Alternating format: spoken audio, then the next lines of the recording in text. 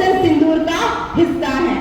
मैंने हमेशा इस चीज को माना है, जब ऑपरेशन सिंदूर हुआ हमारे रेलवे प्रोडक्शन फोर्स में भी हाई अलर्ट घोषित किया गया था और मेरे पास इतनी सारी लड़कियां हैं जिनके पति की पोस्टिंग बॉर्डर पर थी।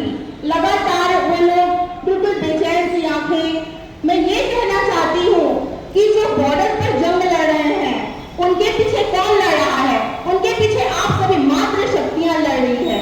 जो हम अपने भाई को, अपने पति को टीका लगा के बॉर्डर पर भेजती हैं भारत माता की रक्षा के लिए, तो केवल वो वहां नहीं लड़ते हैं, हम यहाँ पर उपस्थित होते हुए भी ऑपरेशन सिंदूर का हिस्सा है, क्योंकि हम लगातार ये देखते रहती हैं कि हमारा पति ठीक तो होगा ना।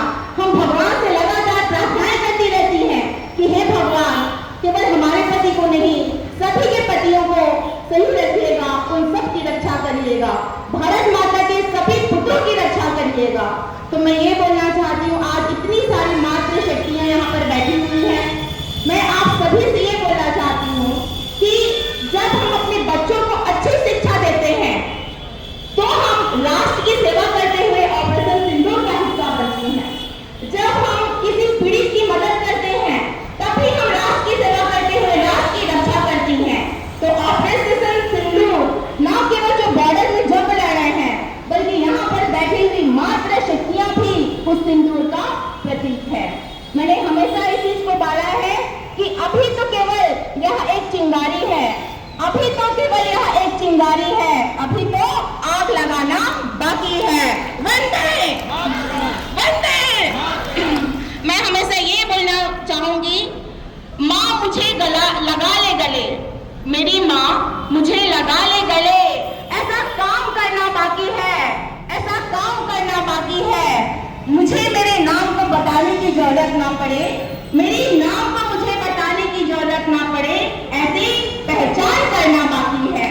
तो मैं आप सभी से निवेदन करती हूँ कि आप जहाँ पे भी हैं, जैसे भी हैं, हमारे राष्ट्र की, हमारे देश की, हमारे छत्तीसगढ़ की सभी के लिए आप लोग प्रेरणा स्रोत है।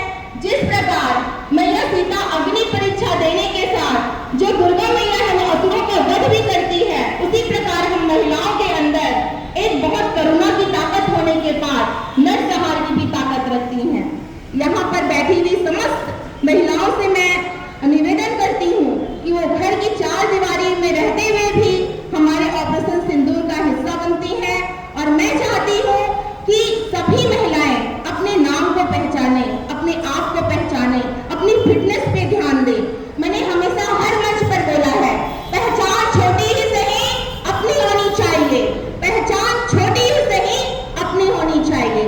तो मैं और ज्यादा समय ना लेते हुए इन्हीं दो लाइन के साथ अपने वक्त का आराम दूंगी।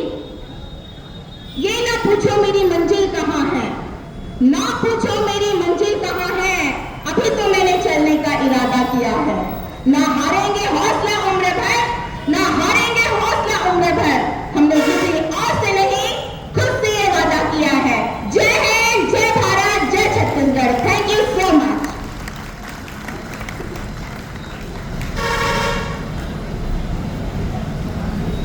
उद्बोधन के लिए धन्यवाद दीदी।